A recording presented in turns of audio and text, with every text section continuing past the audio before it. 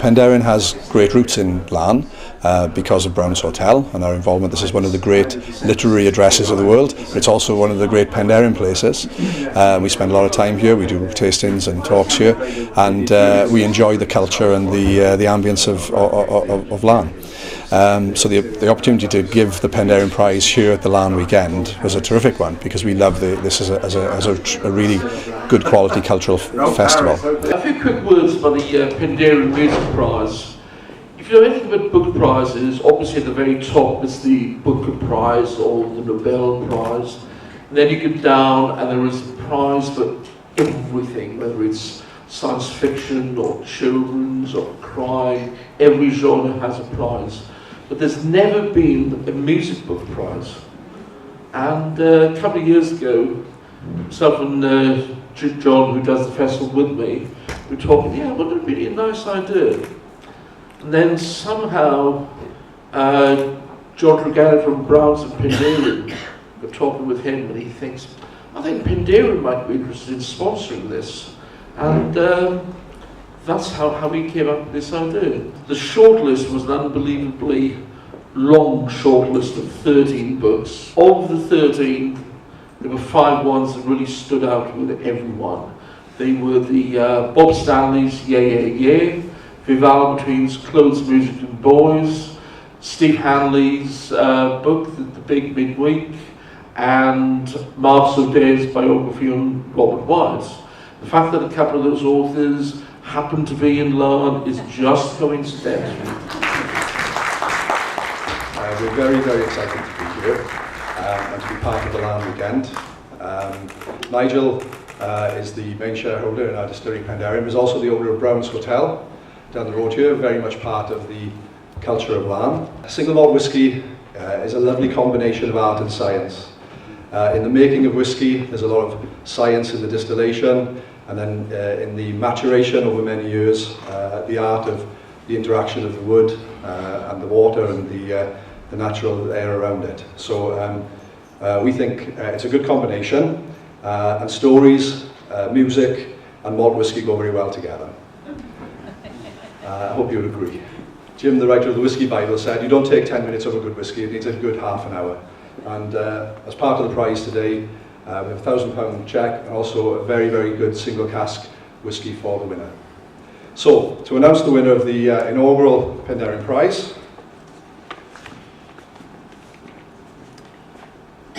the winner is Mark Lewison, The Beatles, All These Years, Volume 1, Tune In.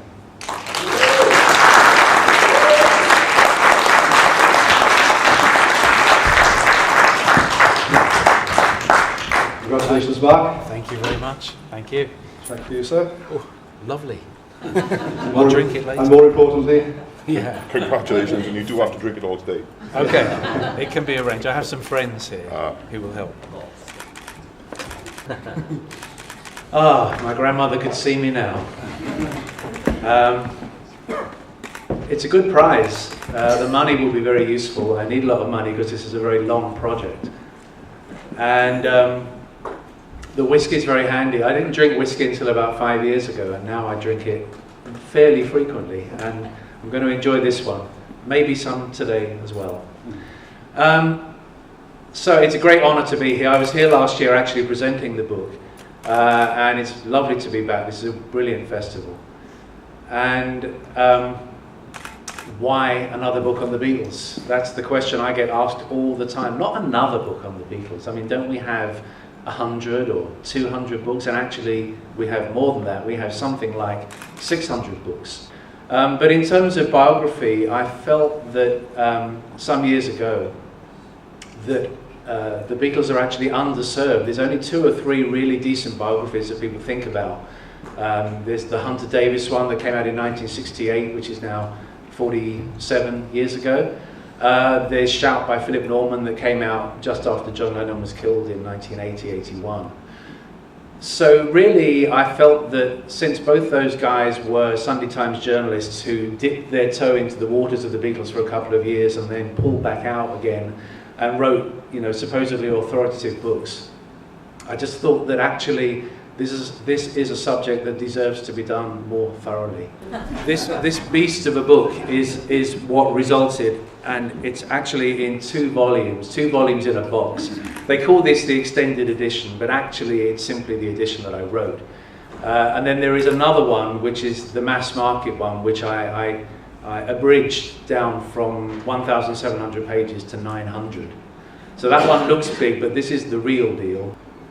So it's a story of real people who changed the world, and on that basis, and on the basis of them having been so big for so long, I think even if you're not a fan of the Beatles, just how the hell did they do that? And that's the question I'm setting out to address. How the hell did they do that? So thank you very much.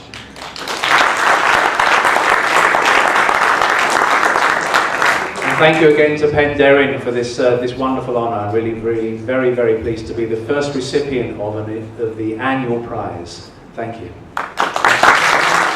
This long weekend, so I've been here back and forth for the last few years, and it's just been so great to see how it's built and bringing people in, not just from the area but from all over the UK and even from Europe. And obviously from Penderyn's point of view, to get involved with that, to see the cultural mix of great poetry, great music, and now with the Penderyn Music Book Prize, it's just nice to see it built and to see that magic that is Laugharne and the magic of Laugharne Weekend build and get some real traction around the world. The inaugural Penderyn Music Prize. It's a fantastic thing for Penderyn to be involved in the Laugharne Weekend and to be involved with something with music and with arts. I think Penderyn's always been involved with music since its inception, whether it be jazz, whether it be male voice choirs, or now with pop music. When my book came out in late 2013, I got invited to quite a few literary festivals, and it's been a really interesting experience to see how they all differ. They each have their own thing, but Laugharne is unlike anywhere else I've ever been as festivals go. It's like rock and roll.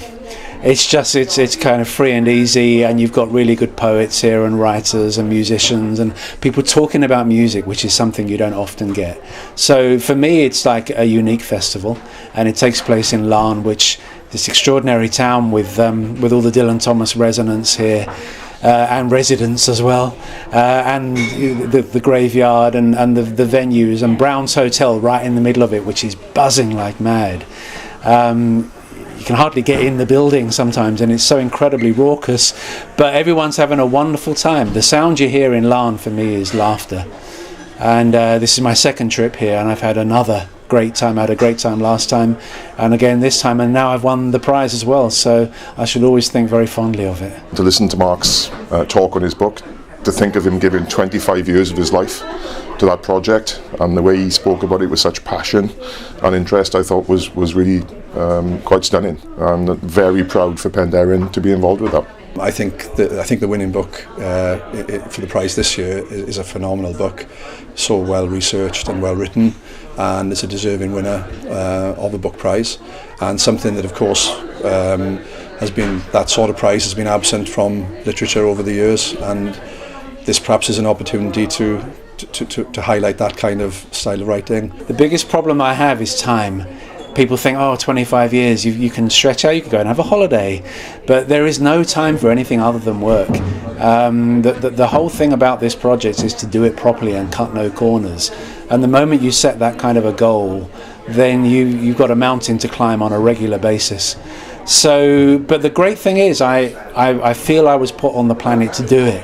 If you can find the thing in life that you were meant to do, then life can be quite sweet.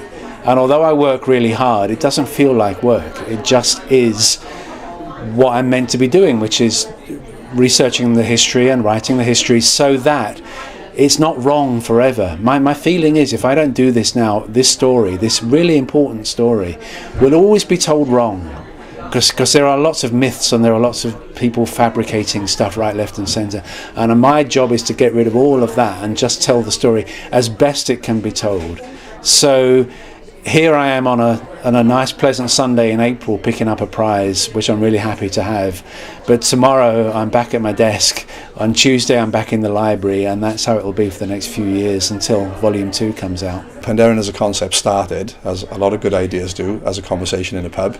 A few friends getting together in the Brecon Beacons National Park and talking about bringing back that lost art of distilling to Wales, which had been absent for over 100 years.